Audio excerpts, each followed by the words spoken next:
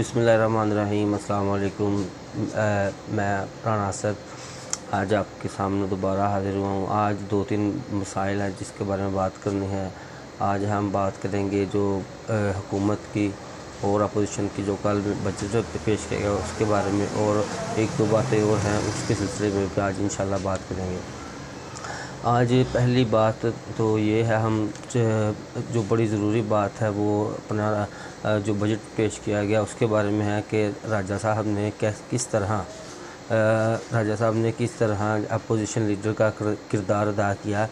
ये आप खुद सोच सकते हैं कि जो बंदा ये कह दे कि मैंने मुस्लिम लीग नवाज़ से टिकट लेना है, वो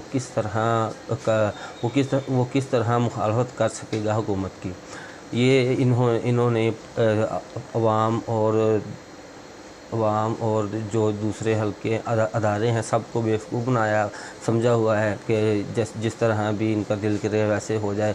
क्या ये कौन सी जमहूरियत है जिसमें बजट पेश, हालांकि अपोजिशन लीडर का काम होता है कि हुकूमत की पॉलिसियों पे तनकीद करना कि उन्होंने बजट में गरीब के लिए क्या रखा है, उन्होंने बजट में गरीब के लिए कुछ नहीं रखा, फ़लाँ किया, कुछ भी चीज़ें हैं।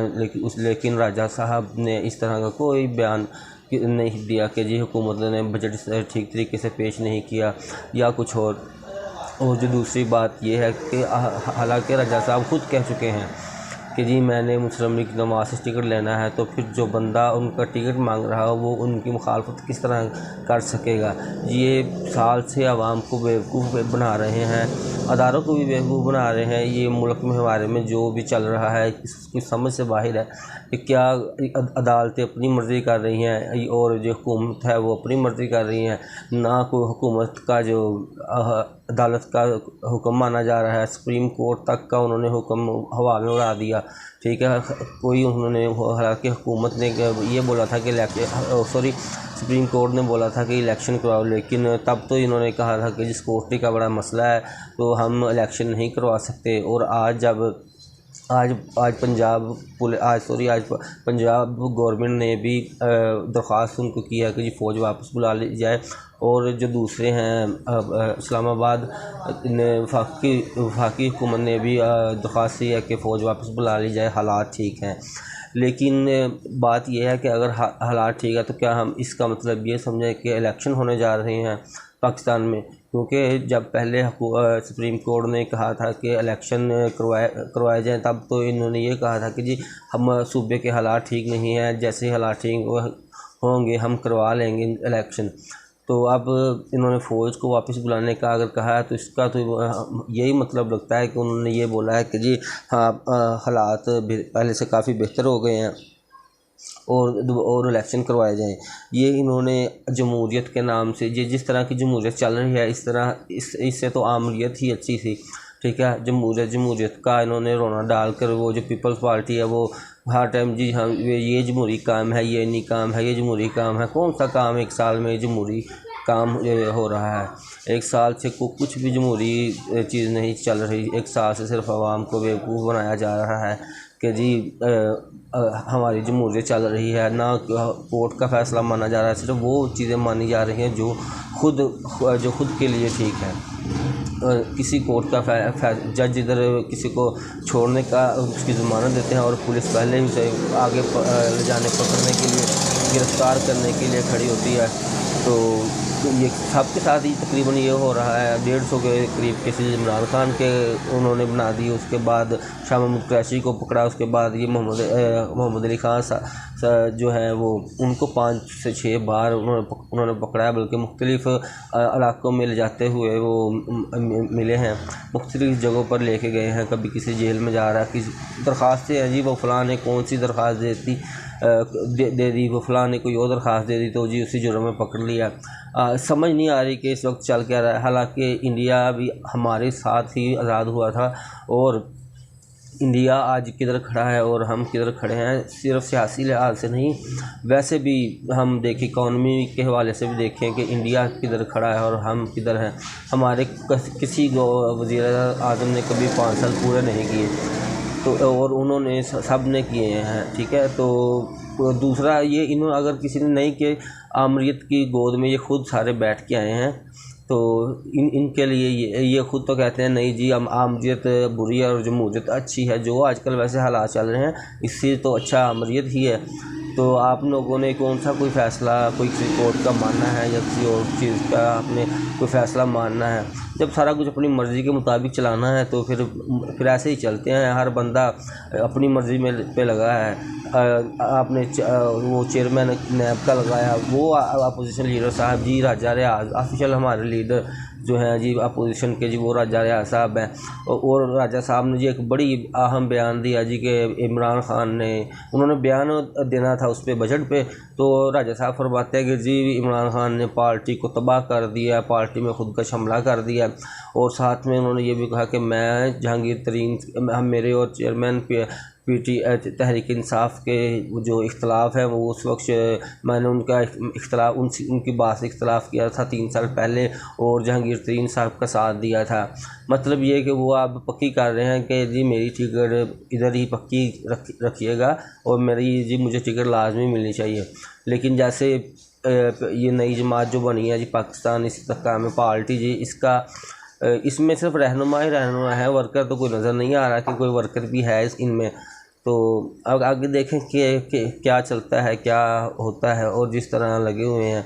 और इमरान खान साहब का उन्होंने एक सच बात और चली थी कि जी उन्होंने इमरान खान को ये पैगाम भिजवाया है शामुम कुरैशी के ज़रिए कि जी आप बाहर चले जाएं या आप पार्टी से माइनस हो जाएंगे या 5 साल के लिए 2-4 साल के लिए आप चले जाएं ताकि पार्टी में कोई और चला सके और हालात ठीक हो सके। तो इस पे इमरान खान साहब का बयान आया है। वो उन्होंने यही कहा कि भाई मैं 27 साल मैंने मेहनत की है, ना ही मैं कोई चोर डाकू हूँ, कोई मैं भाई मेरे पास ना ही मेरे ऊपर किसी चोरी का केस है ना किसी और चीज़ का। मैं किस लिए बाहर चला जाऊँ कि मैं इधर ही रहूँगा और मैं इधर ही जो भी करना है मैं इधर ही रह के करूँगा। चाहे मुझे कुछ भी जेल जाना पड़े या उसके लिए कुछ भी करना भारी कीमत चुकानी पड़े, मैं इधर ही मुल्क पाकिस्तान में ही रहूँगा। अल्लाह का शुक्र है कि मैंने कभी करप्शन नहीं की, ये खान साहब का कहना है। तो बाकी यही है कि अब इलेक्शन के हवाले से चीज़ें चल रही हैं। और अभी तो इन्होंने जो हमारे अपोजिशन लीडर साहब हैं जी राजा रियाज साहब, उन्होंने और वज़ीर-ए-आज़म शहबाज शरीफ साहब ने मिलकर निगरान वज़ीर-ए-आज़म भी लगाना है। तो आप खुद फिर समझ सकते हैं कि वो निगरान वज़ीर-ए-आज़म किस तरह का होगा या किसकी साइड वाला होगा। पहले तो ये होता है ना कि अपोजिशन लीडर और दूसरी जमात मिल के लगाती हैं। अब ये जो अपोजिशन लीडर जो हमारे हैं वो ये भी साथ में कहते हैं कि जी मुझे नून लीग का टिकट चाहिए और नून लीग का मुझे टिकट चाहिए। और वो दूसरा वो ये भी साथ में वो अपोजिशन भी कर रहे हैं। वो किस तरह की अपोजिशन कर रहे हैं ये आप बेहतर तरीके से जान सकते हैं। बाकी अल्लाह खैर करे। और ये 13-14 जमातें मिलके जो इस टाइम 1 साल से उन्होंने मुल्क का हाल कर दिया है वो आपके सामने है। अभी तो डॉलर और ऊपर जाएगा वो सुनने में आ रहा है और ऊपर जाएगा। कर्ज़ों का साल से सुन रहे हैं कि जी फ़लाँ IMF ने आप भेज रहा है पैसे, वो सारी डील हो गई है। फ़लाँ आप भेज रहा है जी वो भी डील हो गई है। अब पता नहीं किसकी क्या डील हुई है। जब साल से तो यही सुनने में आ रहा है कि जी डील हो गई है और किस्त बस आ रही है, अभी किस्त आ रही है तो पता नहीं किस चीज़ की किस्त आ रही है। हाँ हमें तो यही बताया जा रहा है। और बाकी इंशाल्लाह जो चीज़ें अच्छा इंडिया की बात हो रही थी और दूसरी तरफ हाँ हमारे मीडिया का जो आज का रोल है, मीडिया को भी चाहिए था कि जी बजट पे बात करें।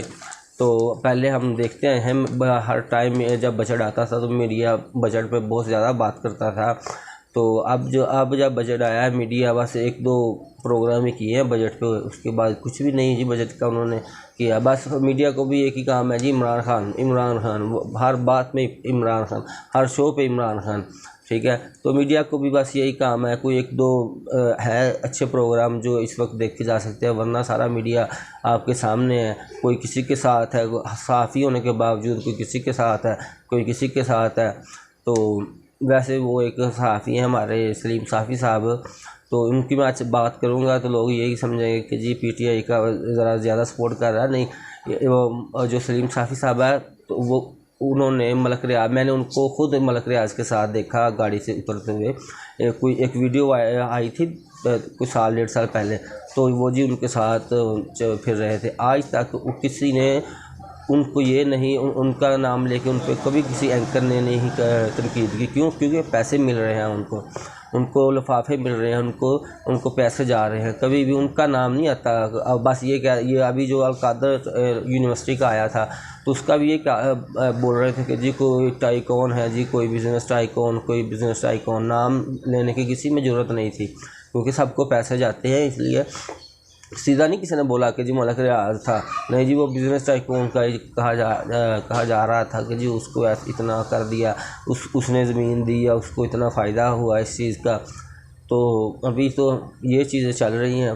तो बाकी तो हम दुआ ही कर सकते हैं मुल्क के लिए कि हमारे लिए जो भी हो अच्छा हो और जल्दी से जल्दी इलेक्शन हो। अच्छा, इलेक्शन का भी ये चीज़ है कि इलेक्शन भी बड़े ज़रूरी है मुल्क के लिए, क्योंकि सिर्फ 5 साल के लिए कोई भी पार्टी आती है या बंदे आते हैं। इलेक्शन का यही मतलब है कि अगर किसी ने 5 साल ठीक काम नहीं किया, अच्छा काम नहीं किया, तो आप अपने वोट के हक़ से उसको नीचे उतार सकें कुर्सी से और जो आपके लिए आपकी नज़र में अच्छा है उसको ला सकें।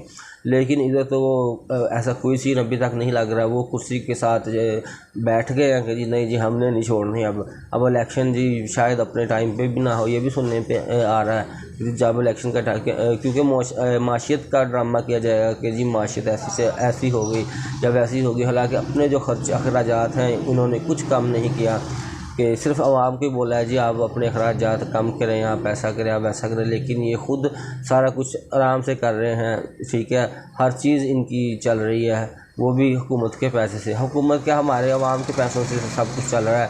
तो हमारी तो यही है कि हमारी तो यही दुआ है कि अल्लाह पाक जो भी करे वो हमारे मुल्क के लिए बेहतर हो और अल्लाह इनको अक्ल दे, अल्लाह हमें को अच्छा सा लीडर अता करे जिससे हम तरक्की कर सकें। इंडिया आप यकीन करें इंडिया हमारे साथ आज़ाद हुआ है। आज वो किधर खड़ा है और हम किधर खड़े हैं। ठीक है, उनकी इकानमी पहले उनका पैसा हमारे पैसे से नीचे था, आज उनका पैसा हमारे डबल से भी ज़्यादा है। तो इसलिए क्योंकि ये नहीं कि उनके लीडरान ने करप्शन नहीं की, उनके लीडरान ने बड़ी करप्शन की होगी। ठीक है, लेकिन हमारे वालों ने तो रिकॉर्ड तोड़ दिए हैं। उन्होंने खाया भी अगर तो लगाया भी है, इधर तो सिर्फ खाया या बाहर बेचा है। ठीक है, दूसरा काम कोई नहीं किया, हर चीज़ उन्होंने लीज पे जी मोटरवे बनाया जी, अगर मोटरवे बनाने का कहते हैं तो वो एयरपोर्ट को गिरवी रखा था। अगर एयरपोर्ट की बात करते हैं तो वो जी फ़लाँ चीज़ को गिरवी रख के वो उनसे कर्ज़ लिया था। अगर वो बस सर्विस की मेट्रो की बात करते हैं वो जी फ़लाँ चीज़ गिरवी रख के उधर से कर्ज़ लेके बनाई थी। हमारा तो सारा कुछ वैसे कर्ज़ों पे चल रहा है। तो लेकिन फिर भी अल्लाह पाक से दुआ करनी चाहिए कि हमारे हालात बेहतर हो, मुल्क के हालात बेहतर हो और हमारी जी जो मंजिल है, हमारा रास्ता, हम सीधे रास्ते पे चल पड़े। हमारा जो ट्रैक है वो सीधा, हमें कोई सीधी मंजिल मिल जाए जिस तरफ हम चल निकले। वैसे ये ये अब के लीडरान हैं, इनके पीछे चल के तो नहीं लग रहा है कि हम सीधे ट्रैक पे चल रहे हैं, क्योंकि काफ़ी सालों से यही कह रहे हैं। पिछला जो अगला आता है वो पिछले वाले को इल्ज़ाम देता है कि जी बस जी क्या करें, पिछले वाले ने खाया ही बहुत ज़्यादा है जी, उसने कर्ज़ बढ़ा लिया है, हम मजबूर है, इसलिए हमें अब दोबारा कर्ज़ लेना पड़ेगा उसको उतारने के लिए। हर बार यही एक चीज़, ये नहीं खुद दिखाने के लिए कुछ भी नहीं है कि इस बार क्या किया है, वरना बाकी सारी चीज़ें तो यही है, खुद दिखाने के लिए कुछ नहीं, बस पिछले वाले को इल्ज़ाम दे दो और आप खुद हाथ झाड़ लो इससे कि जी हमने काम नहीं किया। हालांकि खुद एक साल में आप खुद ही देख लें पेट्रोल का रेट किधर से किधर चला गया है। ठीक है, इस बार गंदम का रेट क्या रहा है, गंदम लोगों को आटा किस तरह लोगों ने लिया लाइनों में लग के, और दूसरी चीज़ें गैस देख लें, बिजली इन्होंने डबल कर दिया रेट्स।